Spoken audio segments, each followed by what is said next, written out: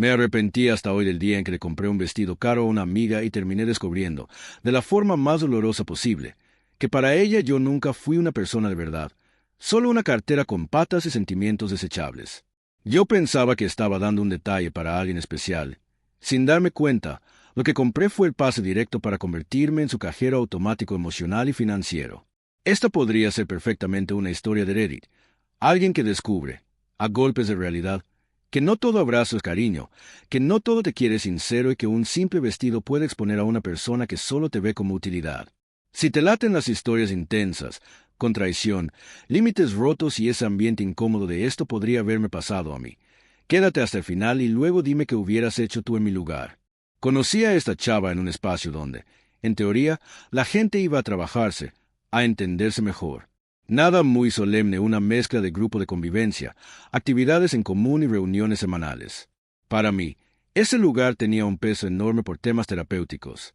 De verdad necesitaba estar ahí. La primera vez que se sentó a mi lado pensé que sería una más del grupo. Llegó riéndose, hablando fuerte, con esa vibra de soy amiga de todos en 5 minutos. Me habló como si ya fuéramos compás de aos. Tú tienes cara de que ves todo y no dices nada, me soltó en la primera plática. Pues tal vez le respondí, medio apenado, o tal vez solo ando cansado. Ay, ya cállate, me dio un golpecito en el hombro. Tienes cara de que piensas un chingo. Eso es todo. Me gusta la gente así. En ese momento sentí que algo se abría dentro de mí. Porque seamos sinceros, es raro que alguien te vea callado en un rincón y lo interprete como profundidad, y no como que raro este güey. Se volvió mi dupla para todo. Si había ejercicio en parejas, me tocaba con ella. Si había dinámica en grupo, se sentaba cerca. Si había receso, se quedaba conmigo. Poco a poco, el contacto salió de ahí y se fue directo al celular. Empezaron las conversaciones hasta la madrugada. Me mandaba audios contándome de su familia, de sus broncas, de los ex que no valían la pena. Yo escuchaba, respondía, intentaba consolarla. Me decía que se sentía segura hablando conmigo, que nadie la entendía como yo. Eso acariciaba una parte muy necesitada de mi ego. Los abrazos llegaron casi solos. Cada vez que nos veíamos, había abrazo largo, apretado, de esos que parecen reencuentro después de meses, aunque la noche anterior hubiéramos estado chateando hasta tarde. Ven acá, ya te extrañaba, decía abriendo los brazos. Pero si hablamos anoche, contestaba riendo. No es lo mismo hablar que abrazar, y se colgaba de mí. Luego llegaron los besitos en la mejilla. No el beso rápido y seco de hola. Era un beso lento, pegado a la piel, a veces tan cerca de la boca que, de lejos, cualquiera pensaría que éramos novios. La gente alrededor, obvio, lo notó. Una vez, en plena plática de grupo, alguien soltó: «Oigan, ustedes dos son bien tiernos juntos». «Sí, ¿son pareja o qué?», preguntó otra persona, curiosa. Ella se rió, echó el cuerpo hacia atrás y respondió antes de que yo abriera la boca: «Lo nuestro es complicado». Complicado. Esa fue la mejor definición de lo que teníamos: complicado, confuso, sin etiqueta. Un eterno tal vez. Con el tiempo, empecé a notar algo que al principio no quería ver. Parecía que ella estaba mucho más feliz conmigo cuando había algo material de por medio. Todo empezó muy sutil. Un día, en el receso, fui a comprar un chocolate nomás por antojo. Ella lo vio e hizo puchero. «Ay, se ve buenísimo. ¿Quieres un pedazo?», pregunté. «Pues querer si quiero, pero era el último, ¿no?», me dijo con esa cara de pobrecita de mí. Sonreí, casi en automático. «Ten, quédatelo tú». Abrió una sonrisa enorme, una sonrisa que yo no veía cuando solo llegaba y decía hola. «Te amo, neta», y me abrazó fuerte. Lo guardé en la memoria.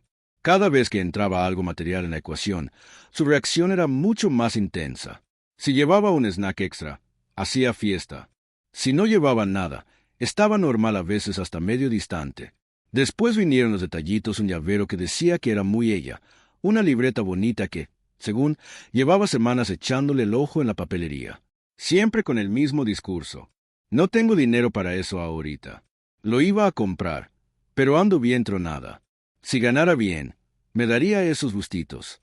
Yo no soy rico, ni cerca, pero tengo esa estúpida de querer alegrarle el día a la gente que me importa. Así que, de vez en cuando, aparecía con un regalito. «Mira, la libreta que me enseñaste», le decía, creyendo que era un gesto bonito. Me abrazaba, me llenaba de besos en la cara, me decía eres la mejor persona del mundo. Y luego, los días en que llegaba con las manos vacías, el contraste era brutal. Estaba más fría, menos presente, más atenta al celular, riéndose de algo que pasaba en otro lado. Ahí empecé a poner límites al menos en teoría. Pensaba ok, me gusta, pero no soy patrocinador de nadie. Ya estuvo, y aguantaba unos días, hasta que salía con... Vi unos tenis perfectos, pero carísimos, no manches. Se murió mi audífono, voy a andar sin música quién sabe cuánto tiempo. Y yo, como buen idiota funcional, empezaba a hacer cuentas en la cabeza. Además de esa felicidad condicionada a regalos, había otro detalle: la forma en la que discutíamos. No peleábamos como amigos, peleábamos como pareja.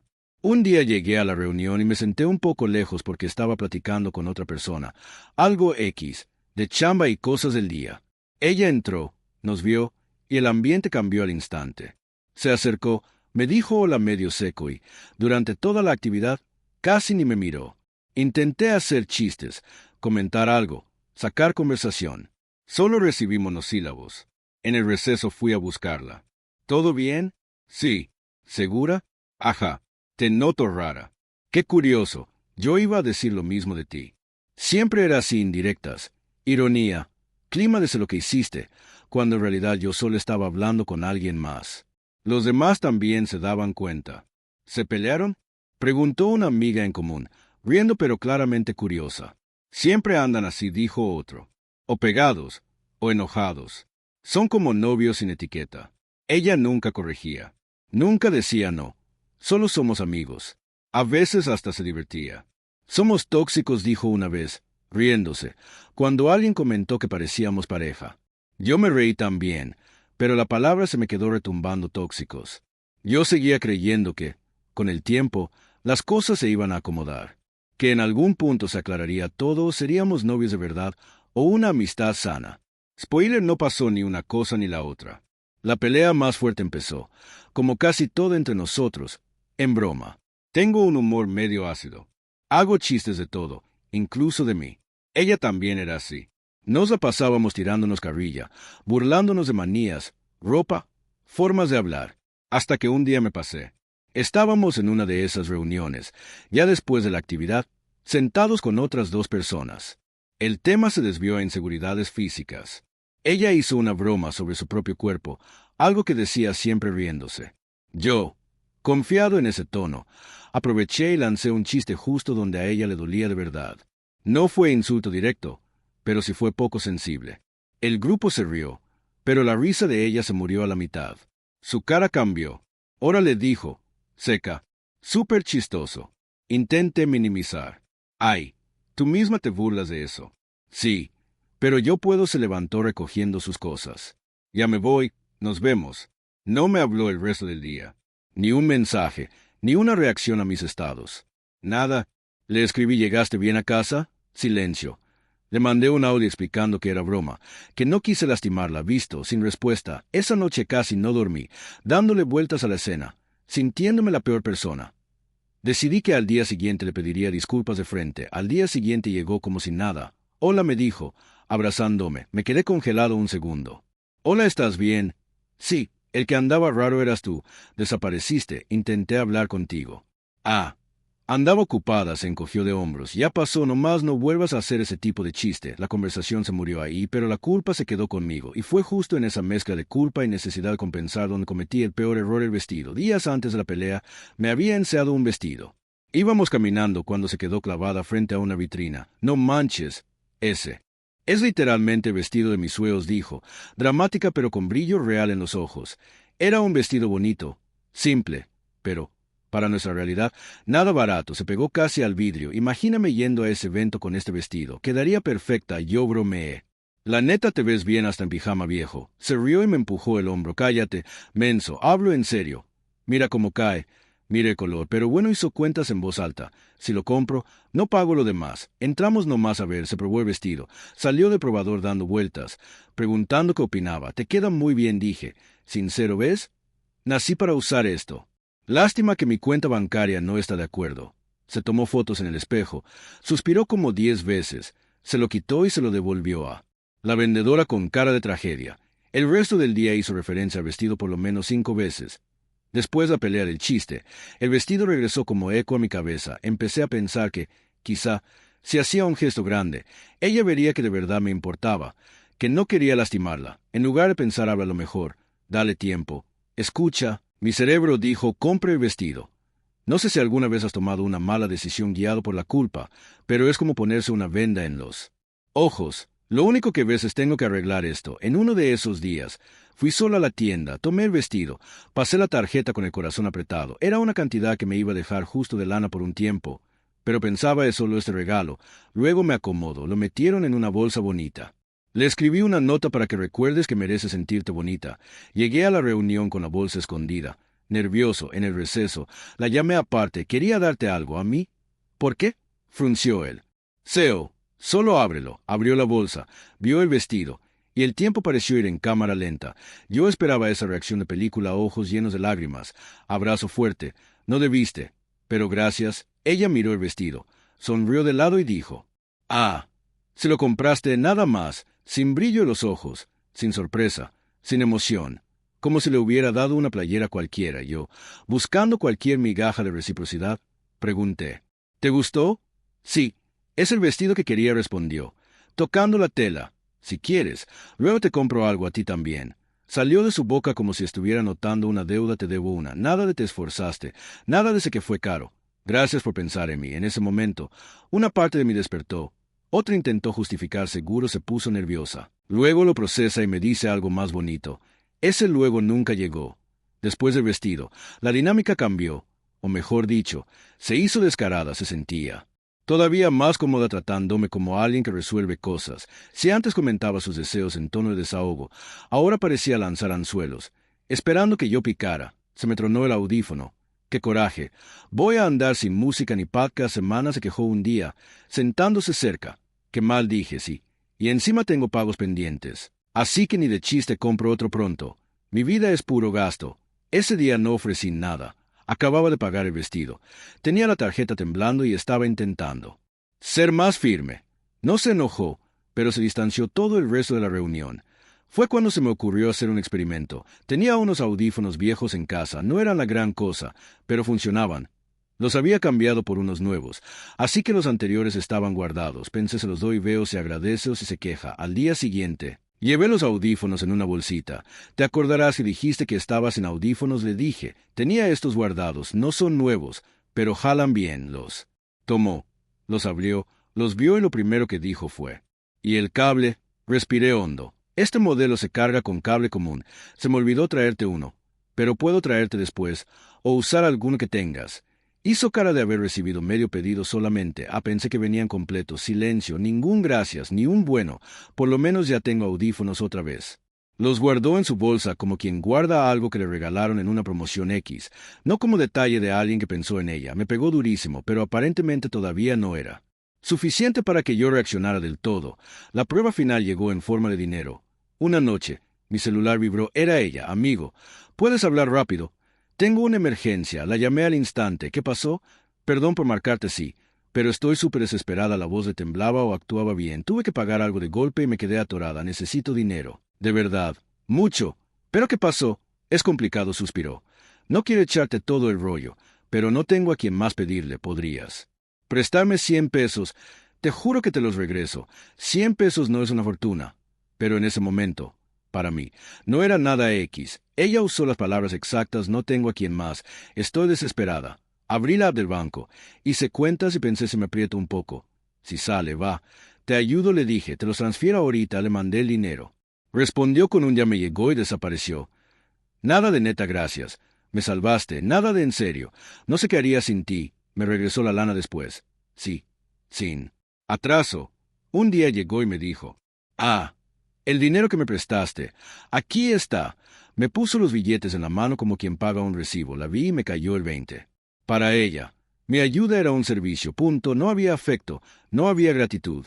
Yo era un cajero automático emocional y financiero. Después de eso, empecé a revisarlo todo, las pláticas, los regalos, los abrazos, las peleas.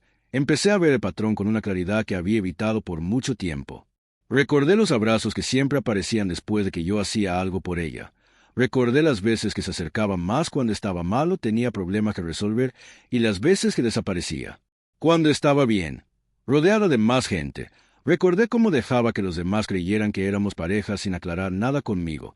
Era conveniente, tenía paquete, novio, atención, cuidados, regalitos, disponibilidad sin la parte incómoda, compromiso, diálogo, responsabilidad afectiva. Noté también que, cada vez que yo ponía un límite, su humor cambiaba.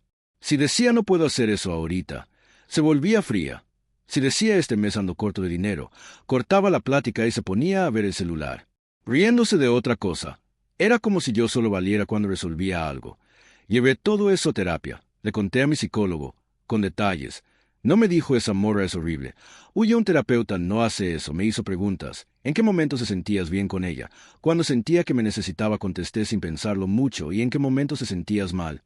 Cuando me daba cuenta de que, si no estaba siendo útil, era como si no existiera. Se quedó callado unos segundos. Lo que describe se parece a un patrón donde tú te colocas como cuidador, como proveedor, y no te permites recibir en la misma medida.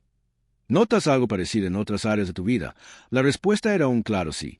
Pero dolía más verlo ahí, con ella, porque yo realmente creí que había encontrado a alguien que me veía de verdad. Aceptar que, tal vez, ella miraba más lo que yo podía darle que quien era yo fue como un balde de agua helada. Entonces vino la pregunta inevitable. ¿Y ahora? ¿Qué hago con esto? Si fuera una amistad simple, aislada, la respuesta sería obvia: la bloqueas de todo y desapareces. Pero la vida real no tiene botón de eliminar amigo como Facebook. Ella no era solo una persona en mi vida, era parte de mi mismo círculo. Íbamos al mismo lugar, hacíamos las mismas actividades, teníamos amigos en común. Y, sobre todo, ese espacio era muy importante para mi proceso de terapia. Si la cortaba de raíz, probablemente terminaría alejándome del grupo completo. Iba a perder algo que se me hacía bien emocionalmente, solo para no verla más, y no era tan simple. Así que empecé por lo pequeño. No fue un bloqueo inmediato, fue un retiro. Si antes me sentaba siempre a su lado, empecé a sentarme en otra mesa. Si antes contestaba sus mensajes al instante, empecé a tardarme. Si antes me ofrecía de voluntario para ayudarla en todo, empecé a morderme la lengua. Ella lo notó. Te noto raro conmigo, me dijo un día. Directa. Solo ando cansado, contesté. Neutro. Siempre estás cansado cuando se trata de mí, respondió. Si es por algo, me puedes decir. No somos simples conocidos. Tuve ganas de reírme. Eso de no somos simples conocidos me sonó irónico, porque, en la práctica, yo me sentía más usado que conocido. No tuve fuerza para tener la conversación real que debía tener. Una parte de mí quería gritarle: estoy harto de ser tu banco, tu psicólogo, tu chofer y tu patrocinador emocional. La otra solo quería paz.